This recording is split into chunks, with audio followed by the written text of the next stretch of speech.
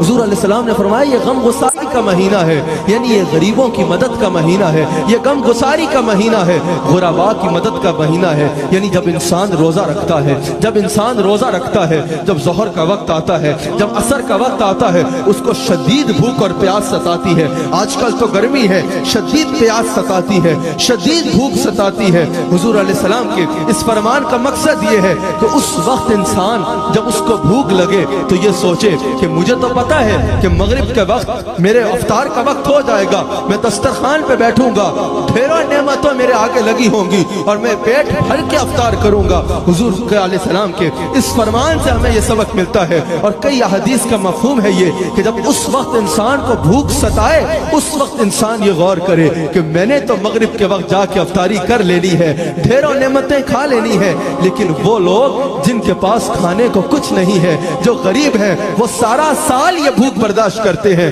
اور اس لیے نہیں کہ ان کا روزہ ہے، اس لیے کہ ان کے پاس تو کھانے کو ہے ہی کچھ نہیں۔ دن میں مشکل سے ایک وقت کی روٹی ملتی ہے، وہ بھی پیٹ بھر کے نہیں کھاتے۔ اس بھوک میں انسان ان کا احساس کرے اور غرباء میں کھانا پہنچائے، جن تک لقمہ نہیں پہنچتا ان تک لقمہ پہنچائے، جن کو لباس کی ضرورت ہے ان کو لباس فراہم کرے، جن کو چھت کی ضرورت ہے ان کو چھت فراہم کرے، جن کو کسی بھی چیز کی ضرورت ہے ان کی اس ضرورت کو پورا کرے، اور یہ نہ سوچے کہ اگر میں سارا رمضان جو ہے وہ صدقہ خیرات کرتا رہا، اگر میں سارا رمضان غرباء میں مال تقسیم کرتا رہا تو میں تو تنگ دستی کا شکار ہو جاؤں گا، میں آپ پہ غریب ہو جاواں گا، میرے خود کے پاس کچھ نہیں رہے گا۔ نہیں نہیں، میرے آقا اس کے بعد یہی ارشاد فرماتے ہیں کہ جب کوئی مومن یہ کام کرتا ہے تو اللہ کریم اس مومن کے رزق میں کشادگی عطا فرما دیتا ہے، اللہ کریم اس مومن کے رزق کو بڑھا دیتا ہے، اور یہ سودا خسارے کا نہیں ہے۔ ویسے اگر ہم زمین پہ کچھ رقم لگائیں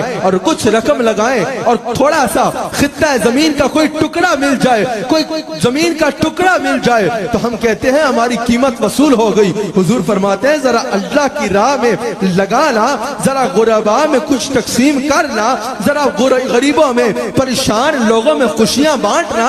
اتنا ہی کر دے کہ کسی ایک شخص کو رمضان میں افطار کرا دے۔ حضور فرماتے ہیں جس نے کسی بھی روزہ دار پر افطار کرا دی اللہ کریم اس کے گناہوں کو معاف فرما دے گا اور اس کو جہنم سے آزادی عطا فرما دے گا، اس کو جہنم سے آزادی عطا فرما دے گا، اور اس کو روزے دار کے برابر اجر عطا فرمائے گا، اور روزے دار کے اجر میں کوئی کمی نہیں آئے گی، روزے دار کے اجر میں کوئی کمی نہیں آئے گی۔ تب صحابہ نے سنا کہ رمضان میں غرباء کی مدد کی اتنی فضیلت ہے کہ اللہ جہنم سے ہی آزاد کر دیتا ہے، رمضان میں کسی کو افطار کرانے کی اتنی فضیلت ہے کہ اس روزے دار کے برابر اجر ملتا ہے۔ ایک غریب صحابی اٹھے اور کہا یا رسول اللہ اگر میں اس کی استطاعت ہی نہیں رکھتا کہ کسی کو افطار کراؤں، لیکن یہ رحمتیں سن کے رشک آ رہا ہے کہ کاش میں بھی کسی کو افطار کرانے کی پوزیشن میں ہوتا۔ حضور علیہ السلام نے فرمایا کسی کو ایک کھجور کھلا دو۔ اللہ مال کو نہیں دیکھتا، اللہ کوانٹٹی کو نہیں دیکھتا، اللہ کوالٹی کو دیکھتا ہے،